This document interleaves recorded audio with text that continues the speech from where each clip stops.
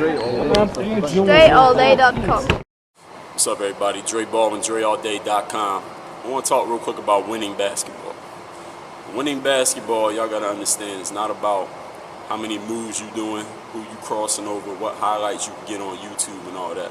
A lot of you young players, what has happened is whenever you see a guy on TV doing all these moves, getting all these highlights and shit, all of a sudden everybody wants to be that guy. For instance, 3 years ago, every day somebody came to me like, yo, can you post some Derrick Rose moves or show me how to do the Derrick Rose crossover, or I'm trying to be like Derrick Rose. Then the next year, everybody wanted to be Kyrie Irving. Then last year, everybody wanted to be Stephen Curry. Or then it's James Harden, then it's Kobe. Whoever had a good game last night on SportsCenter, now everybody want to play like them. Understand this, when you look at a basketball team, there's usually only one guy on every team who could basically do what they want. All those moves and crossovers and shit, all them players I just named, name somebody else on their team who can do whatever they want, isolations and all these moves. There's nobody. It's usually just one guy. So it's a 1 in 15 chance, if there's 15 people on the team, that you're going to be the guy to get to do all this. And if you that guy now, when you go to the next level, you ain't going to be that guy. Most of the players on every roster, you got to play winning basketball. I call winning basketball don't involve no highlights. You ain't going to get to do no isolations, no Derrick Rose crossovers, no YouTube mixes. Just regular winning basketball. Basic. 1 dribble, 2 dribble. Pass. Look at a guy like Rafer Alston, a.k.a. Skip to my Luke. He got more handle than anybody I ever seen anywhere. And I done seen a bunch of YouTube videos. Ain't nobody out there with more handle than Rafer Alston. Put him in the N1 mixtape game, he going to put on the damn show and do all these crosses and stuff you ain't never seen. Put him on the Houston Rockets. What'd he do? Initiate the offense, pass the T-Mac, pass the Yao Ming, spot up, hit open jump shots, hit free throws, control the ball, that's it.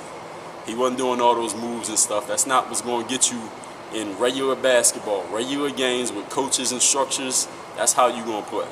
You look at all these mixes of these college and high school players, when they doing all their moves and getting all these highlights, where they doing it at?